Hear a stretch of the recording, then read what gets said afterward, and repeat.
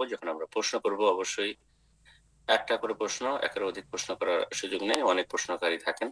এতে আমরা একটা করে প্রশ্ন করব এবং সংক্ষিপ্ত আকারে প্রশ্নের মূল বিষয়বস্তু আমাদের সম্মানিত শিক্ষকের কাছে উপস্থাপন করার চেষ্টা করব। আর অবশ্যই প্রশ্ন করার পূর্বে আমরা যে শহর বা দেশ থেকে প্রশ্ন করছি ব্যাখ্যা বোঝার উদ্দেশ্যে অবশ্যই মেনশন করব। তো ইনশাআল্লাহ আমরা সময় না নিয়ে শুরুতেই প্রশ্ন নেব। আরেকটা বিষয় অবশ্যই স্মরণ করাবো, অনেকে হয়তো নতুন লাইনে আছেন, প্রোগ্রামে আমরা আছেন যারা হ্যান্ড রাইজ করেছেন প্রশ্ন করার উদ্দেশ্যে। তো আপনাদের নাম মেনশন করার পর সময় না নিয়ে আপনারা হ্যান্ড রেজ করবেন। আপনারা ফলো করবেন, যখন আপনার নাম মেনশন করা হবে আপনার ফোনে অথবা আপনার যে ডিভাইস থেকে জুমে যুক্ত হয়েছেন আপনার ডিভাইসে ফোনটাকে আনমিউট করতে বলা হবে। আপনার ফোনটা আনমিউট করে নিয়ে প্রশ্ন করবেন, যাতে করে আমরা সময়টা কাজে লাগাতে পারি ইনশাআল্লাহ। তো এ পর্যায়ে শুরুতেই প্রশ্ন করবেন ইসরা। জি, আপনি প্রশ্ন করুন। হ্যালো, আসসালামু আলাইকুম। আমি আশা করি যে সবাই ভালো আছেন। জি বলেন, কোথা থেকে? আমি আমি বলতেছি নিউ ইয়র্ক থেকে, নিউ ইয়র্ক ইউএসএ। আমি আমার প্রশ্নটা হচ্ছে যে আমি এক বছর আর অর্ধেক মানে 1.5 বছরের মতো বিয়ে হয়েছে আমার আর আমার হাজবেন্ডের। বাট আমার হাজবেন্ড মানে আর কি একটু বেশি ক্যালকুলেটিং, একটু মানে কিভাবে বলবো, একটু মানে কিপটার কোয়ালিটি বেসিক্যালি, যে কি একটা ওয়াইফের যে একটা ভরণ পোষণ, মানে ওর মা ওকে আর কি বারবার বলে দিতে হচ্ছে, মানে ওর মা আমাকে আর কি ওকে বলতেছে আমাকে দিতে, মানে ও নিজে থেকে আর কি ওরকম ভাবে আসতেছে না। আর আমরা বিয়ে করার আগে আমি ওকে জিজ্ঞেস করছি যে, কারণ কি আমি চাইছিলাম একজন হাজবেন্ড যে ধার্মিক, যে প্র্যাকটিসিং, কারণ আমি ধার্মিক, আমি প্র্যাকটিসিং, আমি আরো করতে চাচ্ছি। তো আমিও চাচ্ছি যে কি যে প্র্যাকটিসিং করে। সো আমি ওকে জিজ্ঞেস করছি যে তুমি কি নামাজ পড়ো, এরকম করো। এখন আর কি বিয়ের পরে দেখতেছি যে ও ফজর নামাজটার জন্য আর কি আমি অনেক বারবার ডাকি, ওঠে না। আবার কি মসজিদে যেতে চাচ্ছে না, মানে জামাতে পড়ার জন্য বলতেছে যে বলতেছে যে কি জামাতে গেলে মানুষ যদি আমাকে দেখে, মানে এটা যদি শো অফ, আমি তো মানুষকে দেখানোর জন্য আর কি নামাজ পড়তে যাইতেছি, এটা তো আর কি আল্লাহর আর আমার ভিতরে না।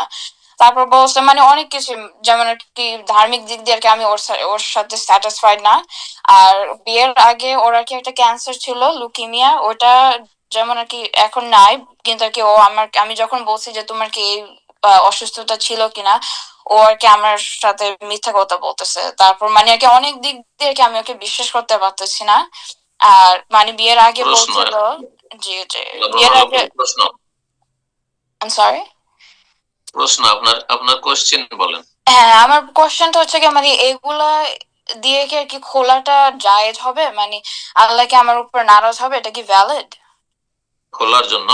হ্যাঁ, খোলার জন্য। আর আমরা তো ইউএসএ তে থাকি, আমাদের তো কোনো ইসলামিক কাউন্সিল নাই, মানে আর কি এটা কিভাবে, কারণ কোনো ঈদের পিরিয়ড আছে কিনা, বা কিভাবে কি করতে। দেখেন, ওকে নসিহত করে উপদেশ দিয়েও যদি ফজর না পড়ে, ফজর পড়ছে না, সূর্য উঠিয়ে দিচ্ছে, তাহলে খোলা নিতে হবে।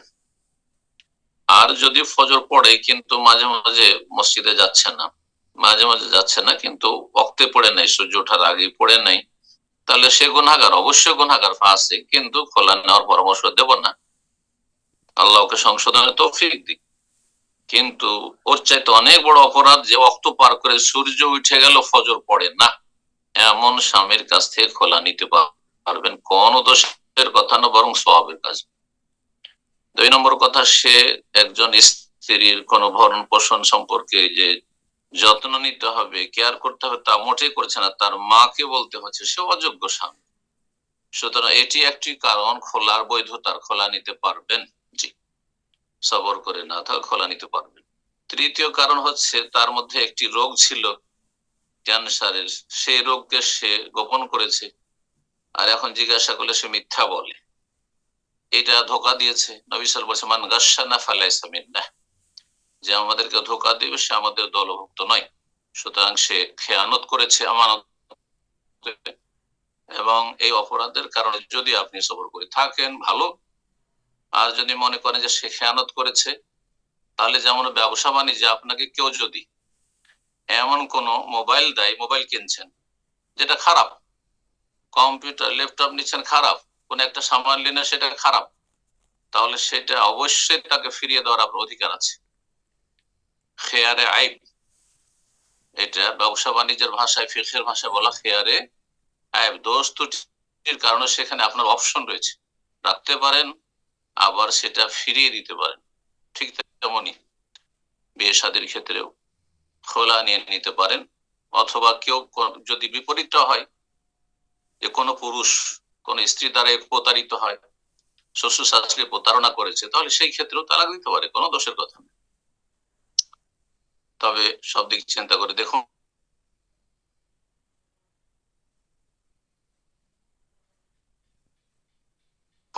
আপনার কোনটা ভালো। যদি খোলা নেওয়া ভালো, আর যদি তাকে সংশোধন করা যাবে সে কথা শুনতে চাইছে,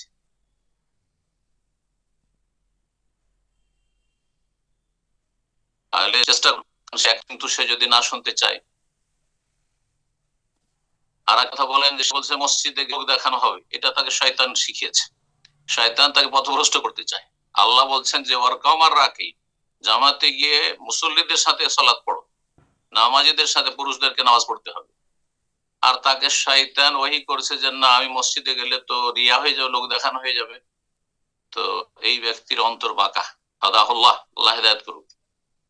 এই জন্য আপনি খোলা নিতে পারেন। খোলার ইদ্যত হচ্ছে 1 মাসিক, শুধু 3 মাসিক নয়। তালাক হলে 3 মাসিক, কিন্তু খোলার ইদ্যত হচ্ছে হাইজাতুন ওয়াহিদা, 1 মাসিক, নবী সাল্লাল্লাহু আলাইহি ওয়াসাল্লাম হাদিস দ্বারা প্রমাণিত। বারাকাল্লাহু ফিক। আপনাদের জন্য যেটাতে কল্যাণ আছে সেটাই যেন আল্লাহ করেন। জাযাকাল্লাহ খাইর শেখ। বোন এখানে আরেকটু জিনিস মেনশন করছে যে এখানে যেহেতু আমেরিকাতে থাকেন, তো এখানে তো এই খোলার বিষয়টা আসলে পদ্ধতিটা কিভাবে হতে পারবে, এই বিষয়ে উনি একটু জানতে চেয়েছেন।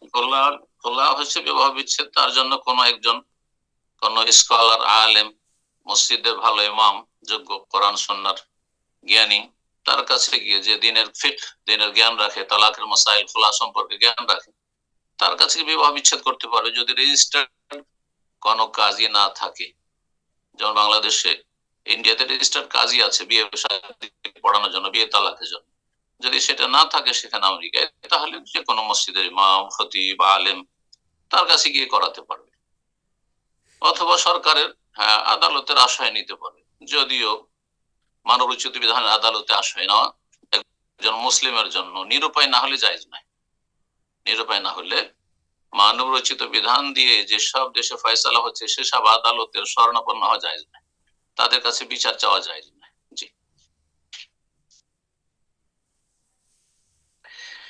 এরপর যা প্রশ্ন করবেন মাহিরা, জি মাহিরা নুরতাজ, আপনি প্রশ্ন করুন। জি জি, আসসালামু আলাইকুম রহমতুল্লাহ। ওয়ালাইকুম আসসালাম ওয়া রাহমাতুল্লাহি ওয়া বারাকাতুহু। জি, আমি নিউ ইয়র্ক থেকে বলছি। তো বলেন। আমার কোশ্চেন হলো যে এখন অনেক জায়গায় দেখতেছি যে সূরার মানে সূরার সিরিয়াল মেনটেন করা নামাজে জরুরি, অনেকে বলতেছে। এটা সম্পর্কে জানতে চাচ্ছি। এবং কেউ যদি ফার্স্ট রাকাতে সূরা নাস পড়ে ফেলে, তাহলে পরবর্তী রাকাতে নাকি সূরা নাসই পড়তে হবে। তো এটা কতটুকু হাদিস দ্বারা প্রমাণিত, এটুকু জানতে চাচ্ছি। বর্তমান যে কোরআনের বিন্যাস আছে, সিরিয়াল আছে, সেটি ওসমান রাদিয়াল্লাহু তাআলা আনহুর ইজতিহাদে, তার জামানায়, তার খেলাফতে হয়েছে। তাহলে তার আগে রাসূলুল্লাহ আমলে এই তরতিব, এই বিন্যাস ছিল না, এই সিরিয়াল ছিল না। তাহলে এইভাবে পড়া তখন জানতো না তা। তারপরে আপনার আবু বকর সিদ্দিক রাদিয়াল্লাহু খেলাফত আমলে তখনও ছিল না। ওমর রাদিয়াল্লাহু খেলাফত দীর্ঘ 10.5 বছরে, তখনও ছিল না। তাহলে বোঝা যাচ্ছে যে ওহির জামানা বন্ধ ওহি বন্ধ হয়েছে নবী সাল্লাল্লাহু আলাইহি ওয়াসাল্লামের ইন্তেকালের সাথে। তারপর আবু বকরের খেলাফত, উমরের খেলাফত, এসব খেলাফতে এই বিন্যাস, যেই তরতিব মেনটেন করতে হবে, আর সূরা নাস পড়ে নিয়ে আবার ফালাক পড়া যাবে না, এসব কথার কোনো সুযোগই ছিল না। কারণ কোরআনের এই তরতিব ছিলই না। আসলে কোরআন এইভাবে তরতিবের সাথে মুসাফে উসমানীতে, নামই হচ্ছে মুসাফে উসমানী, মানে উসমান রাদিয়াল্লাহু তাআলা আনহুর খেলাফতে এবং তার নেতৃত্বে এই মুসাফ সংকলন করা হয়েছে সূরা ফাতিহা দিয়ে শুরু এবং সূরা নাসে গিয়ে শেষ। তারপরে সাহাবায়ে কেরামদের বিভিন্ন আরো আপনার তাদের ব্যক্তিগত মুসাফ ছিল, যেমন মুসাফ ইবনে মাসউদ, আব্দুল মাসউদ রাদিয়াল্লাহু মুসাফ ছিল, সেখানে তার বিন্যাস আলাদা ছিল। তারপরে নবী সাল্লাল্লাহু আলাইহি ওয়াসাল্লামের হাদিস রয়েছে, নাসাই, আবু দাউদ হাদিস রয়েছে যে রাসূলুল্লাহ সাল্লাল্লাহু আলাইহি ওয়াসাল্লাম প্রথমে সূরা বাকারা পড়লেন, তারপরে নেসা পড়লেন, তারপরে আলে ইমরান পড়লেন। অথচ বাকারার পরে আলে ইমরান, আগে নেসা তারপরে আলে ইমরান পড়লেন। তো সেটা যদি জায়েজ হয়, তো নাসের পরে ফালাক পড়া, ইখলাস পড়া, সূরা আসর পড়া, যে কোনো সূরা পড়া, সূরা নাবা পড়া জায়েজ, কোনো অসুবিধা নেই। সমস্ত ওলামাদের কাছে তিন মাযহাবে এতে কোনো আপত্তি নেই। একমাত্র একটি মাযহাবে তারা বলছে না, এই কোরআনে যে তরতিব রয়েছে মুসাফি সেটা ফলো করতে হবে, কিন্তু এই ফতোয়া তাদের দলিল সম্মত নাই। জি, যারা শুনিয়েছে যে না সূরা নাস পড়লে আবার দ্বিতীয় রাকাতে সূরা নাস পড়তে হবে, তারা সে বিশেষ একটি মাযহাব ফলো করে যাদের ফতোয়া হাদিস সম্মত নয়, হাদিস বিরোধী ফতোয়া। সুতরাং সেটা আপনি মানবেন না। জি, সেই হাদিস দ্বারা প্রমাণিত, নবী সাল্লাল্লাহু আলাইহি ওয়াসাল্লাম পড়েছেন আগে পরে করে, সুতরাং কোনো অসুবিধা নেই। জি, বারাকাল্লাহু ফিক। প্রশ্ন করবেন উম্মে জাহিদ, আপনি প্রশ্ন করুন।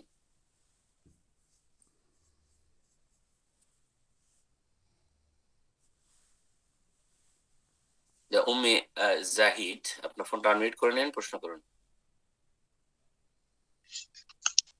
আসসালামু আলাইকুম। ওয়ালাইকুম আসসালাম ওয়া রাহমাতুল্লাহি ওয়া বারাকাতুহু।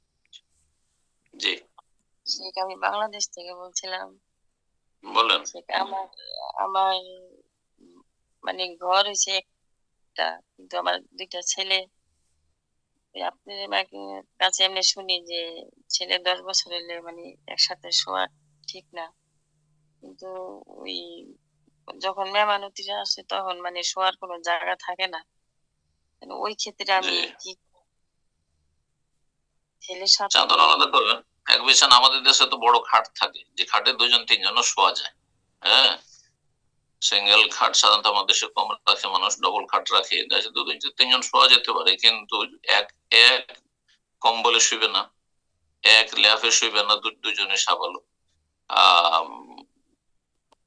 সাবালিকা, এভাবে সাবালক সাবালিকা হয়ে গেছে, তখন উত্তম হচ্ছে, সুন্নাত হচ্ছে যে ফাররিকু বাইনা ফিল মাযাজিব, বিছানা আলাদা করে দাও। বিছানা আলাদা করা সবচেয়ে ভালো, সিঙ্গেল খাটের ব্যবস্থা করবেন। যদি সেটা সম্ভব নয়, অনেক সময় অনেক সম্ভব হয় না, বিষয়টি হারাম নয়, অনেকে বাড়াবাড়ি করে, একেবারে নাজায়েজ হারাম। ভাই, যেখানে নিষেধ করে সবগুলি নিষেধাজ্ঞার ক্ষেত্রে হারাম কথাটি প্রযোজ্য নয়, অনেক ক্ষেত্রে কাজটি অনুত্তম। হ্যাঁ, কাজটি না করা উচিত, কথা পার্থক্য আছে।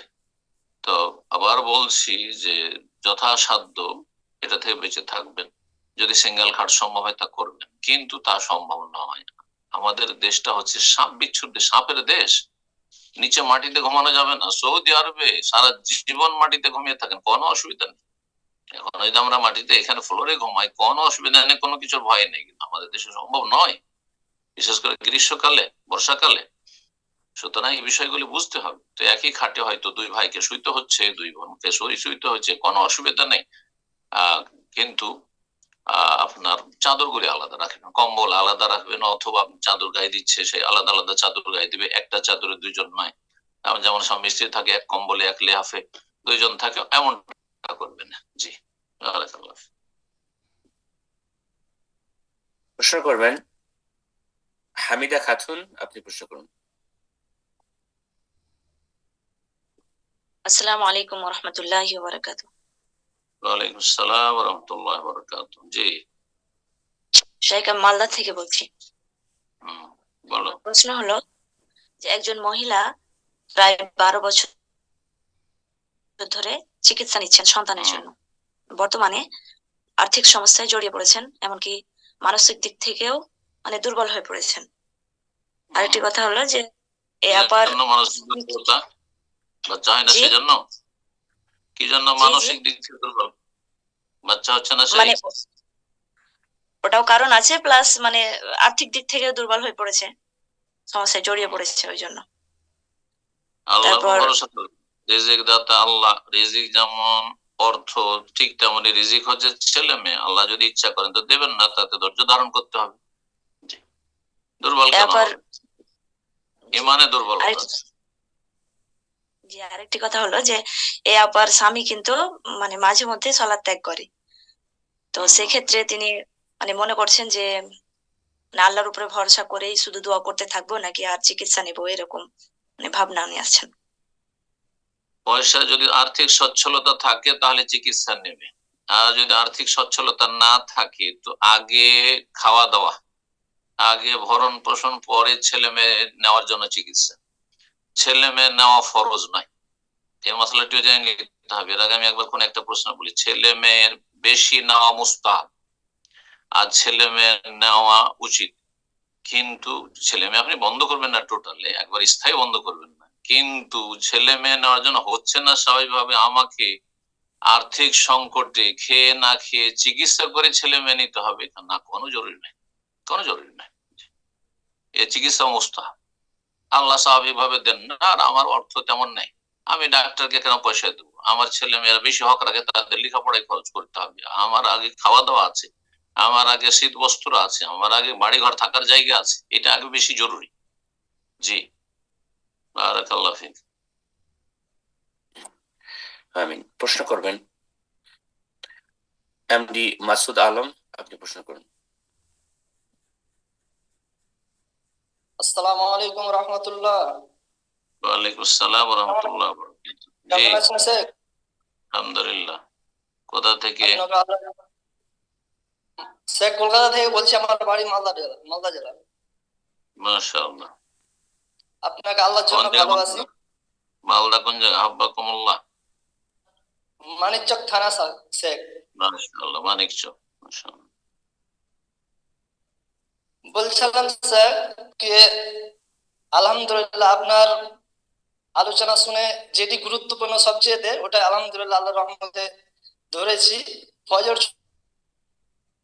ছুটে যাচ্ছিল স্যার, হ্যাঁ হ্যাঁ, তো ফজরটা আপনার একটা দাসের ফজর ছুটে যাচ্ছিল স্যার, মাঝে মাঝে মানে যে কোম্পানিতে কাজ করি স্যার, ওই কোম্পানিতে ফজরের নামাজ মানে রাত 1টার সময় ঘুমাই, তারপরে ফজরটা পড়তে পারতাম না। আল্লাহ। তা আলহামদুলিল্লাহ আল্লাহর রহমতে, তো আপনার একটি দার্সে মানে শুনেছিলাম কি অ্যালার্ম সেট করতে হবে, তো ওই অ্যালার্ম সেট করে এবং তাও ধরতে পারি না, মানে মাঝে মাঝে ছুটে যায়।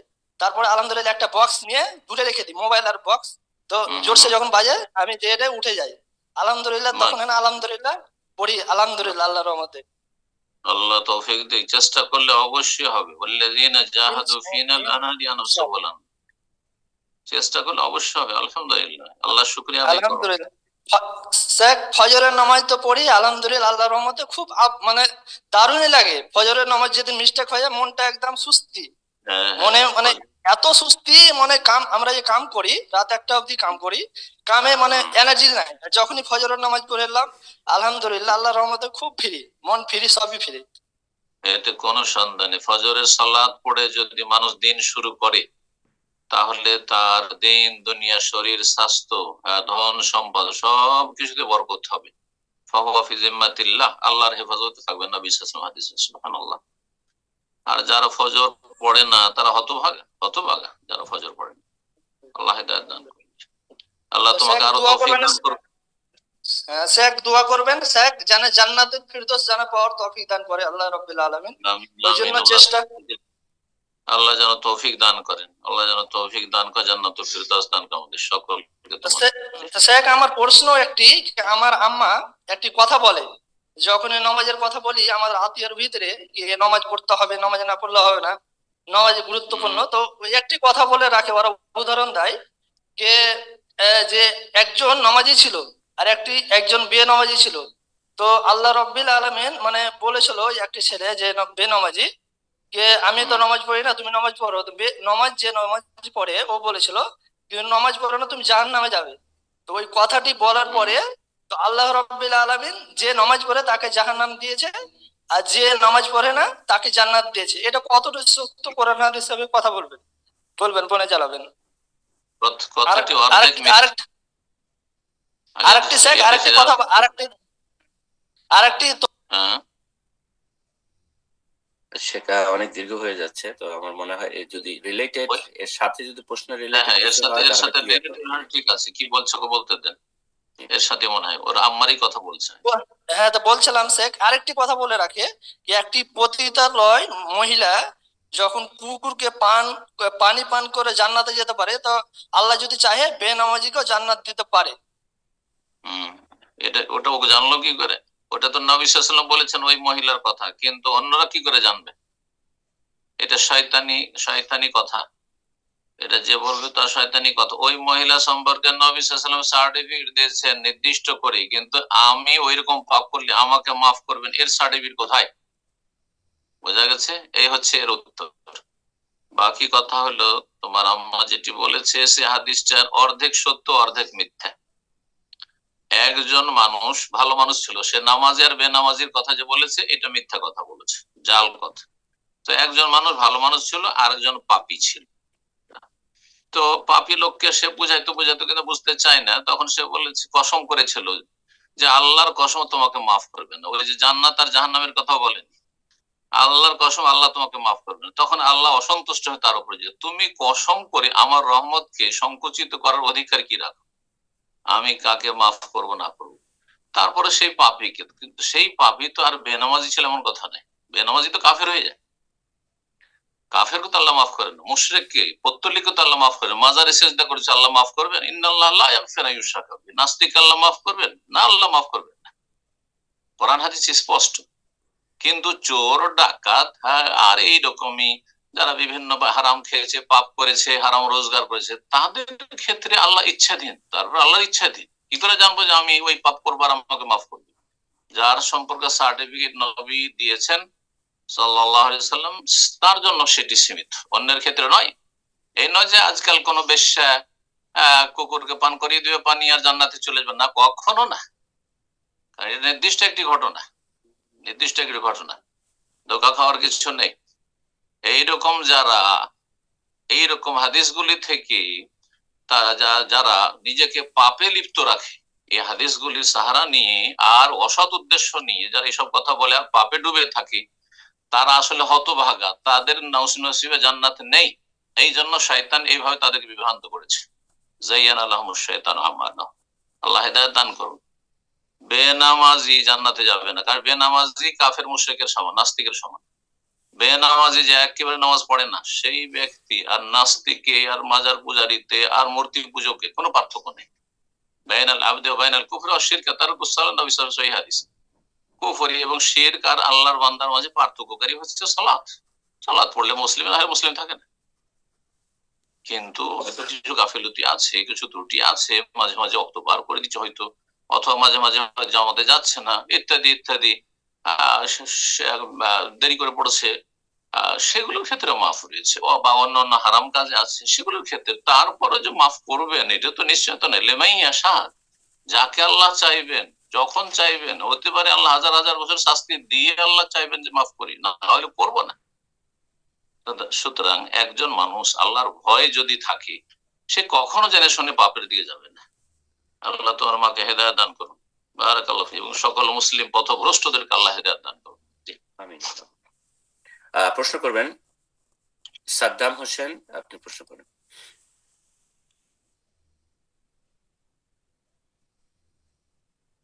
জি সাদ্দাম হোসেন, আপনার ফোনটা আনমিউট করে নিন, প্রশ্ন করুন।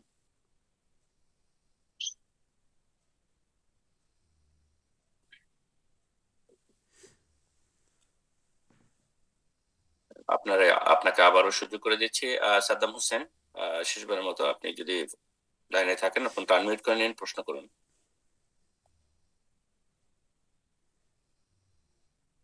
পর্যায়ে আমরা আরেকজনকে সুযোগ করে দিচ্ছি, প্রশ্ন করবেন আবুল কাসেম। জি আপনি প্রশ্ন করুন।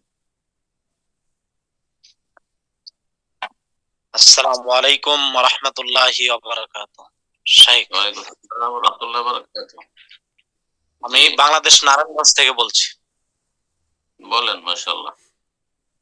জি, আমার প্রশ্ন হচ্ছে, আমি যখন হানাফি ইমামের পেছনে সালাত আদায় করি, তখন হানাফি ইমাম সালাতে সাহু সিজদার সময় মানে শেষ বৈঠকে তাশাহুদ পড়ে সাহু সিজদা মানে ডান দিকে সালাম ফিরিয়ে দুইটা সিজদা করে আবার তাশাহুদ থেকে শুরু করে।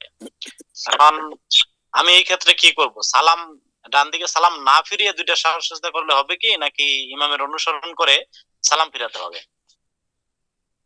এই ক্ষেত্রে যেহেতু সালাম দুই দিকে ফিরানো রুকুন ফরজ, নাকি ডান দিকের সালামটি ফরজ আর বাম দিকের সালাম সুন্নাত, মাসলাটি ইখতিলাফ রয়েছে। মাসলাটি ফিকহি মাসলা, কোনো আকীদার মাসলা নয়। যার ফলে ডান দিকে, যেহেতু হানাফি মাযহাবে সালাম ডান দিকে ফিরলে হয়ে গেল, বরং তাদের কাছে সালাম ফিরাও তাদের রুকন ফরজ নয়, ইচ্ছাকৃত সালাত পরিপন্থী কাজ করে ফরজ বেসুন্নাহি তাদের ফিকহার কিতাব কদুরি হেদায়েতে রয়েছে, ইচ্ছা করে যদি বেরিয়ে যায় নামাজ থেকে তাহলে হয়ে গেল, যখন সে তাশাহুদের সময় বসে নিয়েছে, বৈঠক করে নিয়েছে। তো তাদের নামাজের ফতোয়াগুলিতে অনেক শিথিলতা আছে, অনেক হাদিস বিরোধী ফতোয়া আছে। তো যাই হোক, সংক্ষেপে বলি, এইরকম ক্ষেত্রে ওলামারা বলেছেন যে যেহেতু আহলে সুন্নাত ওয়াল জামাতের এই বিশ্বাস যে হানাফি, শাফি, মালিকি, হাম্বলি, আহলে হাদিস একে অপরের পিছনে সালাত হবে, যদি বড় শিরকারী না হয়, বড় শিরকারী না হয়, শুধু হানাফি, শুধু শাফি, শুধু মালিকি, শুধু হাম্বলি, আবার শাফির নামে আবার মাজার পূজারী বেরেলভি রয়েছে কেরালায়, শ্রীলঙ্কায়, না হানাফির নামে ভারত, বাংলাদেশ অধিকাংশ বেরেলভি মাজার পূজারী রয়েছে, এরা নাই। কিন্তু হানাফি, শাফি, মালিকি, হাম্বলি, আহলে হাদিস একে অপরের পিছনে ফিকহি মাসাইলের ইখতিলাফ থাকা সত্ত্বেও, ভিন্নতা থাকা সত্ত্বেও সালাত শুদ্ধ। হানাফির শাফির পিছনে, শাফির হানাফির পিছনে, আহলে হাদিসের হানাফির পিছনে, আহলে হাদিসের পিছনে হানাফির। এটি হচ্ছে আহলে সুন্নাতের ইতিকাদ। এর পরিপন্থী কেউ যদি বিশ্বাস রাখে তাহলে তার মধ্যে চরমপন্থা রয়েছে, তার মধ্যে খাওয়ারিজদের লক্ষণ রয়েছে, বোঝা গেছে? তো তাকফিরি বিশ্বাস রয়েছে, তারা পথভ্রষ্ট। সুতরাং আপনি এই ক্ষেত্রে ওলামারা যেটা বলছেন যে সুন্নতের খেলাফ সে কাজ করছে, দুই সালামের মাঝখানে যে সহসিজদা করছে আপনি করে নেবেন, আপনি করে নেবেন। সে যদি জানার যোগ্যতা তার মধ্যে থাকে, হাদিস কাবুল সালাম, বাদা সালাম, সালামের আগে সহসিজদা না হয় সালামের পরে, তারপরেও যদি হানাফি মাযহাবের অন্ধ অনুসারী হয়, গোঁড়ামি করে, তাহলে সে গুনাহগার, সে রবের কাছে জবাব দিবে রাসূলুল্লাহ সাল্লাল্লাহু আলাইহি ওয়াসাল্লামের জন্য, কিন্তু আপনার সালাত হয়ে যাবে। বারাকাল্লাহ। আমিন। প্রশ্ন করবেন রাফিদ হাসান, জি আপনি প্রশ্ন করবেন। শাইখ আসসালামু আলাইকুম ওয়া রাহমাতুল্লাহ। ওয়ালাইকুম আসসালাম ওয়া রাহমাতুল্লাহি ওয়া বারাকাতুহু। জি শাইখ বাংলাদেশ বগুড়া থেকে বলছি। বলেন। আমার প্রশ্ন হচ্ছে ওই তাররুকের বিষয় নিয়ে, ওই যে ওই বৈঠকে বসা, যেটা পা উঁচু করে বসা, সেটা। তাওয়াররুক নিতম্বের উপর বসা, তাওয়াররুক মানে নিতম্বের উপর বসা। জি, নিতম্ব মাটিতে রেখে।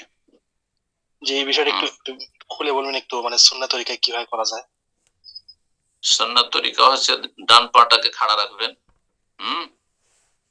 আর বাম পাটাকে ডান দিকে ঢুকিয়ে দেবেন, ডান দিকে বের করে দিবেন, আর পাছা নিতম্বকে জমির উপর রাখবেন। তাওয়াররুক ওয়ারেকুন থেকে, আর ওয়ারেক মানে নিতম্ব, ওয়ারেক মানে নিতম্ব, পাছা, পাছাটিকে নিতম্বকে জমিনে রেখে দিয়ে এই কাজটি করতে হয়, সেজন্য এর নাম হচ্ছে তাওয়াররুক। এটি শেষ তাশাহুদে ইমাম শাফি, ইমাম আহমদ বিন হাম্বল, আহলুল হাদিস এদের কাছে করা সুন্নত। হানাফিদের কাছে এই সুন্নতটি নেই, হতে পারে ইমাম আবু হানিফার কাছে এই হাদিস পৌঁছেনি, যার ফলে হানাফি মাযহাবে এই তাওয়াররুকের সুন্নত নেই। এটা মহিলাদের জন্য তারা আবার করেছে, আবার মহিলাদের জন্য হাদিস পৌঁছে গেছে, মানে ওরা ভাগ করে নিয়েছে, কিছু হাদিস মহিলারা আমল করবে, কিছু হাদিস পুরুষরা আমল করবে, এই ভাগ করে নিয়েছে তাদের ফিকহি মাসলায়। আল্লাহ হিদায়াত দান করুন। আর মালিকি মাযহাবে দুই তাশাহুদে তাওয়াররুক আছে, মানে তাদের কাছে আবার ইফতিরাশ নেই, বাম পা বিছিয়ে তার উপরে বসার নেই, দুই তাশাহুদে তাদের কাছে নিতম্বের উপর বসা রয়েছে, যেটিও সুন্নাতের খেলাফ। মালিকি মাযহাবের ফতোয়া সুন্নাতের খেলাফ, হানাফি মাযহাবের ফতোয়া সুন্নাতের খেলাফ, সহিহ ফতোয়া শাফি এবং হাম্বলি আর আহলুল হাদিসদের ফতোয়া এই ক্ষেত্রে যে শেষ তাশাহুদে সালাতের নিতম্বের, যেখানে দুই তাশাহুদ রয়েছে, শেষ তাশাহুদে নিতম্ব জমিনে রেখে বসবে, এটি সুন্নত কাজ, ওয়াজিব নয় আবার। জি, যেমন আমিন জোরে বলা সুন্নাত, রাফুল ইয়াদাইন সুন্নাত, বুকে হাত বাঁধা সুন্নাত, ঠিক তেমনি এটিও সুন্নাত। কেউ না করলেও সালাত হবে, কিন্তু জেনে শুনে সুন্নাত ছাড়লে তার নেকি কমবে। বারাকাল্লাহু ফিক। শেখ আরেকটু স্পষ্ট হওয়ার জন্য, যেটা আপনি এখানে মেনশন করছেন দুই তাশাহুদে তারা তাওয়াররুফ করে থাকেন, আপনি এখানে 2 রাকাত সালাত বিশিষ্ট এবং 3 রাকাত বা 4 রাকাত সালাতের এটা পার্থক্যটা আরেকটু স্পষ্ট করে বলবেন, যে 2 রাকাত সালাতের বললাম দেখেন, শেষ তাশাহুদে তাওয়াররুক আছে, মানে নিতম্ব জমিনে রেখে বসা আছে শেষ তাশাহুদে। এখন এখানে গিয়ে আবার শাফি আর হাম্বলির কিছু সামান্য ইখতিলাফ রয়েছে। শেষ তাশাহুদ বলতে দুই তাশাহুদ বিশিষ্ট নামাজ যে শেষ তাশাহুদ, নাকি দুই দুই রাকাত ওয়ালা নামাজে, যেমন ফজরের নামাজ বা সুন্নত নামাজ 2 রাকাত পড়ছেন আর আপনি তাশাহুদে বসে, এটাকে শেষ ধরবো কিনা?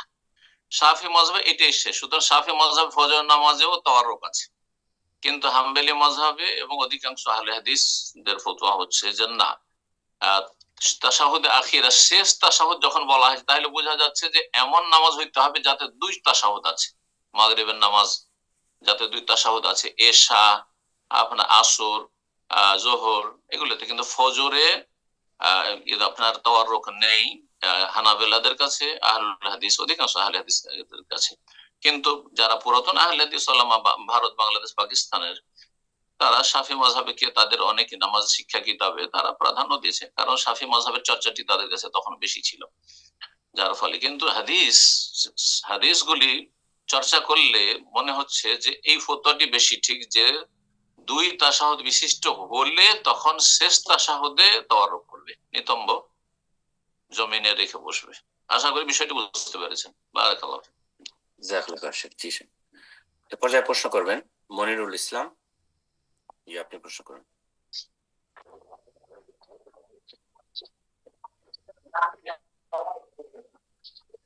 আসসালামু আলাইকুম। ওয়ালাইকুম আসসালাম ওয়া রাহমাতুল্লাহি ওয়া বারাকাতুহু। কেমন আছেন? বলেন। আমি আমি কলকাতা থেকে মালদা থেকে বলছি, এখন মুম্বাইতে আছি। আচ্ছা, মুম্বাই। আমার প্রশ্ন হলো স্যার, হ্যাঁ মুম্বাইতে আছি এখন। আমার প্রশ্ন হলো, আমাদের গ্রামের একজন আছে, মুল্লি পাস করে এসছে, এবার ও 5 ওয়াক্ত নামাজ পড়ে না। আমার দেখি তো, আমি অনেকবারই দেখেছি ওনাকে। এখন দেখছি প্রায় জুমার দিনে খালি খুতবা দিতে যায়। তা আমি আমাদের গ্রামে বলেছি কি ওনার খুতবা কি করে নেওয়া যায়, ও তো ফজরের নামাজটাও পড়ে না, শুধু জুমার ওয়াক্তটাই পড়ে, তাহলে ওটা কি করে হয়? ফজর নামাজ পড়ে না বলতে মসজিদে আসেন না, নাকি ও নামাজ না পড়ে না? নামাজ না, 5 ওয়াক্ত নামাজে পড়ে না। আমি দেখেছি অনেকবার, আমি বাড়িতে যখন থাকি প্রায় দেখি ও একদম নামাজে পড়তে যায় না। না, তো ওর খুতবা দেওয়া জায়েজ না, ওকে খতিব বানানো জায়েজ নয়, ওর খুতবা শোনাও জায়েজ নয়, ওকে এরকম স্টেজে উঠানো জায়েজ নয়, ইমামতি তার জায়েজ নাই, হারাম ইমামতি, বেনামাজি ইমামতি হারাম। জি, আউযু বিল্লাহ। যত মৌলভী মাওলানা মাদানি হোক, তবু জায়েজ নাই, হারাম কাজ করছে। সমস্ত গ্রামের লোকেরা গুনাহগার। আল্লাহ হেদায়েত দান করুন। জাযাকাল্লাহ খাইর। প্রশ্ন করবেন বাদশা। আপনি প্রশ্ন করুন।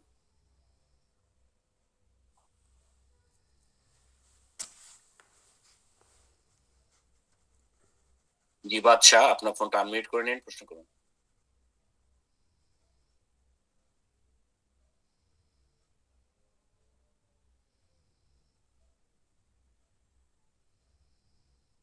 এ পর্যায়ে আমরা আরেকজনকে সুযোগ করে দিচ্ছি, প্রশ্ন করবেন ফাতেমা। আপনি প্রশ্ন করুন। আসসালামু আলাইকুম ওয়া রাহমাতুল্লাহি ওয়া বারাকাতুহু। ওয়ালাইকুম আসসালাম ওয়া রাহমাতুল্লাহি ওয়া বারাকাতুহু। বলেন। জি, শেখ আমি নারায়ণগঞ্জ থেকে বলছি।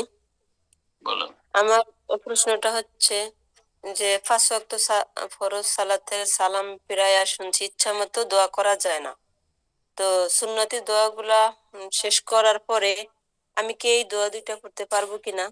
একটা হচ্ছে আল্লাহুম্মা কফিনি বিহালালিকা আন হারামিকা ওয়া আগনিনি বিফাদলিকা আম্মান সিওয়াক। আরেকটা হচ্ছে আল্লাহুম্মা মুসাররিফাল কুলুবি সাররিফ কুলুবানা আলা তাআতিক ইয়া মুকাল্লিবাল কুলুবি সাব্বিত কলবি আলা দীনিক। এই দুইটা। এটা সালাম ফেরার পরে না পড়ে সালাম ফেরার আগে পড়বেন। আত্তাহিয়াত, যেহেতু আপনি তো আর জামাতে পড়ছেন না, লম্বা করতে পারবেন, সুতরাং আত্তাহিয়াত দুরূদ পড়ে নেওয়ার পরে আল্লাহুম্মা ইন্নী আউযু মিন আযাবিল কবরি ওয়া মিন আযাবি জাহান্নাম, এটা পড়লেন। আল্লাহুম্মা ইন্নী যালামতু নাফসি যুলমান কাসীরা রব্বানা আতিনা ফিদ দুনিয়া হাসানাহ ওয়া ফিল আখিরাতি হাসানাহ ওয়া কিনা আযাবান নার। আর এই দোয়াগুলো, আল্লাহুম্মা কফিনি বিহালালিকা আন হারামিকা ওয়া আগনিনি বিফাদলিকা আম্মান সিওয়াক। আর তারপরে যে কোনো দোয়া, লিয়াতাখায়্যার মিনাল মাসআলাতি আজাবু ইলাইহি, এই সময়টা যে কোনো দোয়া আপনি চয়েস করতে পারবেন, রাসূলুল্লাহ সাল্লাল্লাহু আলাইহি ওয়াসাল্লাম বলেছেন। তার মধ্যে এই দোয়াগুলি পড়বেন। ইয়া আল্লাহ মুকাল্লিবাল কুলুব সাব্বিত কলবি আলা দীনিক, ইয়া মুসাররিফাল কুলুব সাররিফ কুলুবানা আলা তাআতিক। কোনো অসুবিধা নেই, কিন্তু সালাম ফেরার পরে পড়া চাইতে এটা সালামের আগে পড়া ভালো। বলবো না যে বিদআত, তবে সালামের জিকির হিসাবে নয়, এমনি পড়তে পারেন, এমনি দোয়া যে কোনো সময় করা যায়। মাঝে মধ্যে হয়তো করলেন, কিন্তু হাত তুললে দোয়া করলে আপনি একা একা মাঝে মধ্যে করতে পারেন। আর বিনা হাত তুলে পড়লে আপনি সালামের আগে পড়েন। সালামের আগে পড়েন, ওই সময়টাই দোয়া কবুলের বেশি সম্ভাবনা রয়েছে। সালামের পরের দোয়ার চাইতে সালামের পরে হচ্ছে জিকিরের স্থান, আর সালাম ফেরার আগে হচ্ছে দোয়ার স্থান। এই দুটো কথা মনে রাখি। জি, জাযাকাল্লাহ খায়ের। প্রশ্ন করবেন শফিউল্লাহ বিন আব্দুল হাই, যে আপনি প্রশ্ন করেন।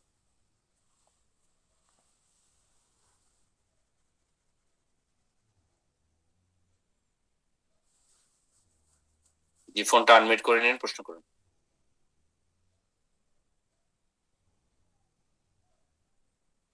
আসসালামু আলাইকুম ওয়া রাহমাতুল্লাহ। ওয়ালাইকুম আসসালাম ওয়া রাহমাতুল্লাহি ওয়া বারাকাতুহু। জি, বলেন আমি সৌদি আরবে আসছি। বলেন।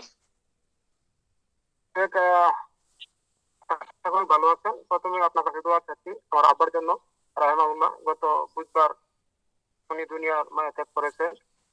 আল্লাহ রহম করেন, আল্লাহ জান্নাতুল ফিরদৌস দান করেন। আল্লাহ মারহাম মাওতানা মাওতুল মুসলিমিন। আপনার আব্বাকে, আমাদের আব্বা আম্মা সকলকে যারা দুনিয়া থেকে চলে গেছেন ঈমানের অবস্থায়, আল্লাহ তাদেরকে জান্নাতুল ফিরদৌস দান করুন, খাতা মাফ করেন। তো আমার প্রশ্ন হচ্ছে স্যার, আমি আলহামদুলিল্লাহ অনেক চেষ্টার বিনিময়ে মানে যে নিজের জন্য যে খাবার খাওয়ানোর আমি মানে ফিলানি চেষ্টা করেছি। আসলে আমরা অনেক বেদাতের ভিতরে আছি, অর্থাৎ গ্রামাঞ্চলে, দেশের বাড়ি আমার কিশোরগঞ্জ। তো এখন তাদের মানে আত্মীয় স্বজন বা আমাদের প্রতিবেশী যারা আছে তাদের হইতে যে যারা মাইয়াদের জন্য গোসল দিয়েছে, কবর করছে, অর্থাৎ দাফন কাফনের জন্য শরীক হয়েছে কয়েকজন প্রতিবেশী, তাদেরকে কিছুটা করার জন্য তারা মায়া করতেছে। কি করতে তো চায়? এটা খাওয়াইতে চায়? হ্যাঁ, তাদের জন্য যেমন আমরা তো আমি এক জায়গায় বুঝছিলাম যে আমি পয়সাটা দিব, কবর করছে পয়সা দিব, তারা তো পয়সা নিতে না, তো তারা পয়সা নেওয়ার মতো যোগ্যতা তাদের, তারা তো প্রতিবেশী আত্মীয় স্বজনের ভিতরে। এখন আপনার প্রশ্ন কি, এটা জায়েজ কিনা এটাই? হ্যাঁ হ্যাঁ জি, তাদেরকে খাওয়ানো কি ঠিক হবে কিনা? খাওয়ানো জায়েজ নয়, খাওয়ানো জায়েজ নয়। এটি হিন্দুদের কাজ। হ্যাঁ, এটি বিজাতির কাজ, এটি মুসলমানদের কাজ নয়। মৃত ব্যক্তির খাওয়া এটা জাহিলিয়াত। মৃত ব্যক্তিকে কেন্দ্র করে কবর জিয়ারতের দাও, তারপরে 40 দাও, 3 দিনের দাও, অথবা এইসব লোকেরা কবর টবর খনন করেছে আর খেদমত করেছে, সেজন্য তাদেরকে ভোজ ভাজ করাইতে হবে, গরিব মিসকিনকে খাওয়াইতে হবে, এগুলো সব হারাম, বেদাত এবং জাহান্নামে যাওয়া। এতে আপনার বাবারও ফায়দা হবে না, আর আপনি খরচ করবেন আপনারও ফায়দা হবে না, আপনার বাবাও গুনাহগার, আপনিও গুনাহগার, আপনার গ্রামবাসীও গুনাহগার। তবে যেটা করবেন যে তারা যদি পরিশ্রম করে থাকে তাহলে তাদেরকে পারিশ্রমিক দিয়ে দিবেন, ঠিক আছে? কবর খনন করেছে তাদেরকে পয়সা দিয়ে দেন।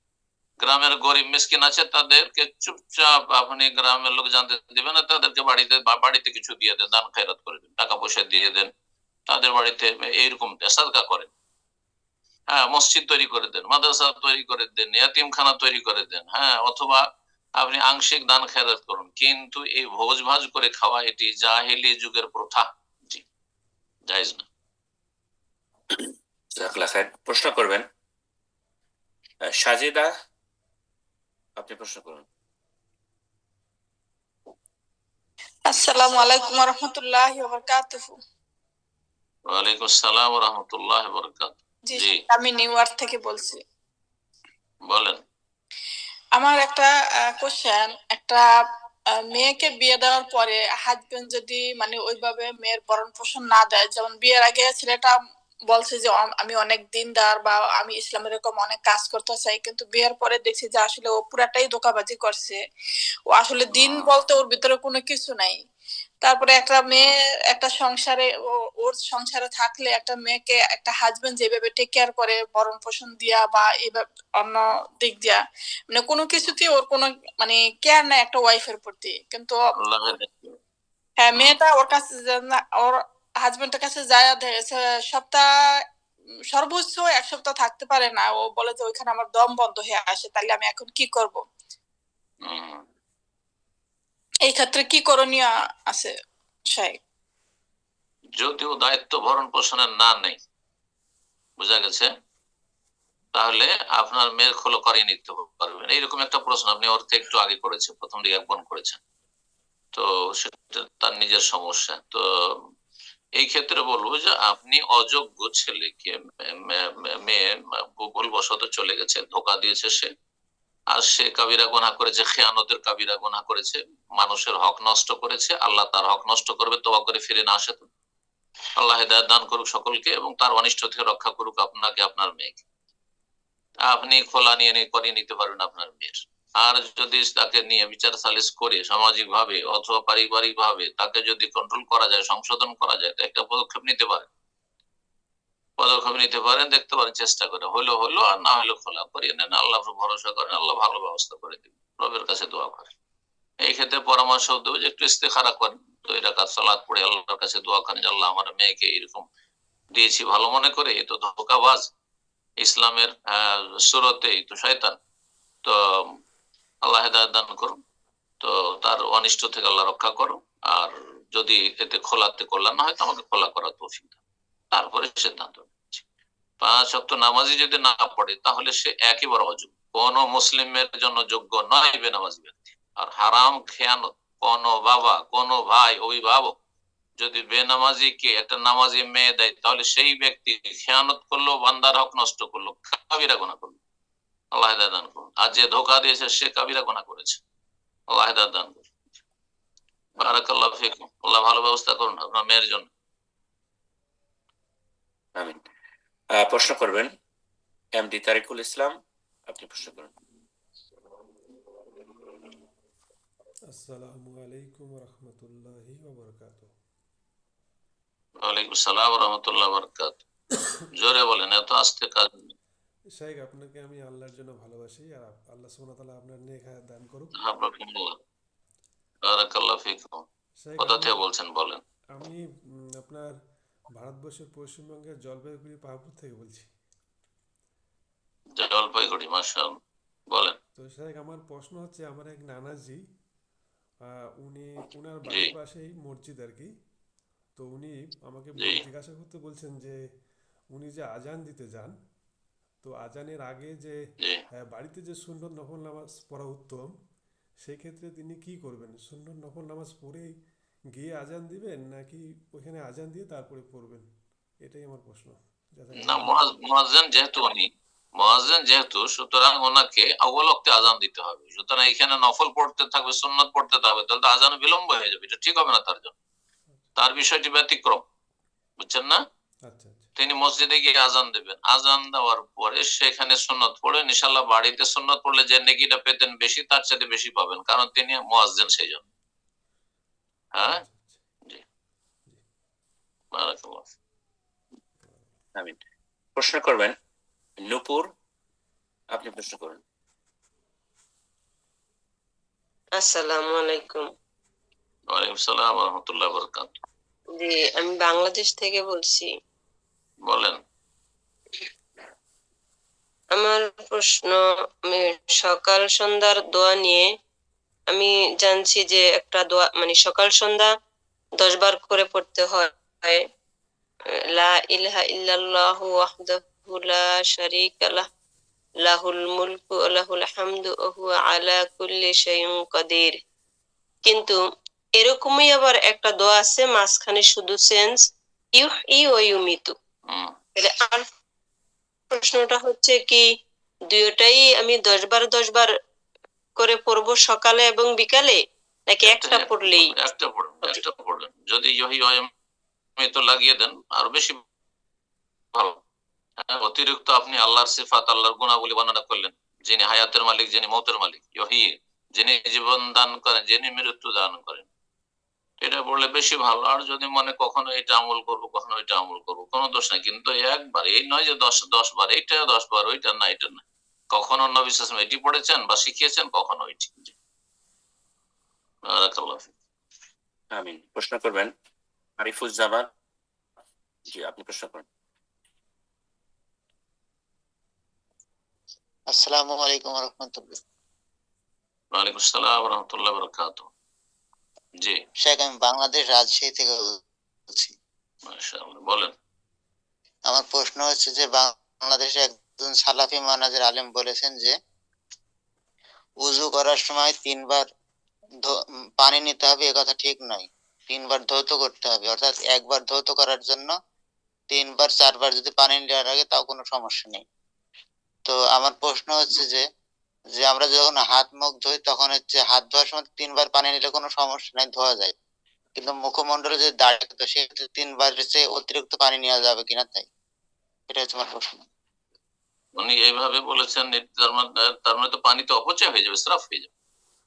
এইসব ভিত্তিহীন কথাবার্তা বলে মানুষকে আরো বিভ্রান্ত করে লাভটা কি? এটা তো অপচয় হবে। পানি অল্প ব্যবহার করতে হবে, এটা হচ্ছে শরীয়ত মত। নবী সাল্লাল্লাহু আলাইহি সাল্লাম 1 মুদ 600 গ্রাম পানিতে 600 মিলি পানিতে উযু করেছেন। আর 1 সা অর্থাৎ 3 লিটারের কম, হ্যাঁ, 2.5 লিটার 3 লিটারে নবী সাল্লাল্লাহু আলাইহি সাল্লাম গোসল করেছেন। তাহলে আমাদেরকে এগুলো খেয়াল রাখা উচিত। ঠিক আছে, আপনি 600 মিলির জায়গায় 1200 মিলি করেন, কিন্তু আপনি বারবার পানি নিতে হবে একটা অঙ্গের জন্য, এটা শিখাচ্ছেন আপনি? না না, এটা ভুল শিখাচ্ছেন। আপনি একটি অঙ্গ একবার ধুয়ে পুরোটা যদি ধোয়া হয়ে যায় যথেষ্ট, এটা ফরজ আদায় হয়ে গেল। 2 বার ধোয়া সুন্নাত, 3 বার ওর চাইতে ভালো, 3 বারের বেশি ধোয়া সুন্নাতের খেলাফ, অপচয় এবং এটা সীমা লঙ্ঘন। হাদিসে রয়েছে ফাকাদ জালামা তাআদ্দা আসা, সে বন্ধ কাজ করলো, সে সীমা লঙ্ঘন করলো, সে অন্যায় করলো। তাহলে 3 বারের বেশি 4 বার করে কোনো অঙ্গ ধোয়া ঠিক নয়। তবে হ্যাঁ, কোনো অঙ্গ ধুইতে গিয়ে 3 বার পানি নিয়েও দেখছি না একটু শুকনো থেকে গেছে, তখন অতিরিক্ত পানি নিতে পারে। কিন্তু আপনি বারবার পানি নিতে থাকবেন, বারবার পানি নিতে থাকবেন, তার এই কথা শুনেন। আর এটা এইভাবে যদি মেসেজ যায় তার কথা, তাহলে এইভাবে বলা ঠিক নয় আসলে যে কোনো ফতোয়া। বারাকাল্লাহ ফিক। আমিন। প্রশ্ন করবেন আর রানা, আপনি প্রশ্ন করবেন।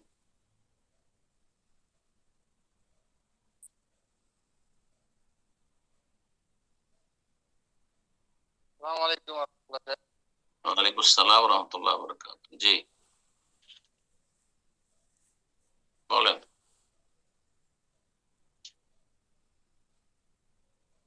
শোনা যাচ্ছে না।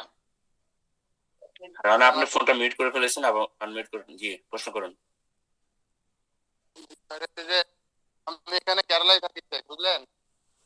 তো আমার রুমের পাশে মসজিদ আছে, মসজিদটাতে শাফি মাযহাব আছে, ঠিক আছে? তো ওখানে আমি ফজরের নামাজ পড়তে যাই। তো ওরা প্রত্যেক রুকু থেকে যে উঠে, মানে ফজরের 2 রাকাতে থেকে উঠে আপনার ওই দোয়া শুনতে অনেকবার উত্তর দিয়েছি, গত সপ্তাহে তো দিয়েছি এর উত্তর। হ্যাঁ, তো আপনার প্রশ্ন কি তাই বলেন? কোনস করে শাফিঈরা কোনস করে ফজরের? জি, প্রশ্ন কি? এটাই যে তাহলে আমি তো ওখানে হাত তুলি না, ঠিক আছে? খারাপও লাগে, মানে বড় বড় মানুষ হাত তুলে আমি তুলি না, ফোনটা খারাপ হয়ে যাচ্ছে। এখানে কি ওই মুহূর্তে যাবো না আমি হাত তুলবো, না আমি ওইভাবেই থাকবো? সালাফি মসজিদ আছে যারা সুন্নাত মোতাবেক নামাজ পড়ে, এই বেদাতটি করে না, এমন মসজিদ আছে? ওখানে আহলে হাদিস মসজিদ আছে? হ্যাঁ, এই মসজিদটা আছে, তবে আমার কাছ থেকে প্রায় 1.5 কিলোমিটার দূরে। না, তো ওয়াক্তিয়া নামাজে যাবেন না, জুমাতে যাবেন ওখানে সালাফি মসজিদে, ওদের কাছ থেকে কিছু শিখতে পারবেন। কারণ শাফি যে আবার 2 ভাগে বিভক্ত কেরালায়, শাফি দেওবন্দি, শাফি বেরলভি।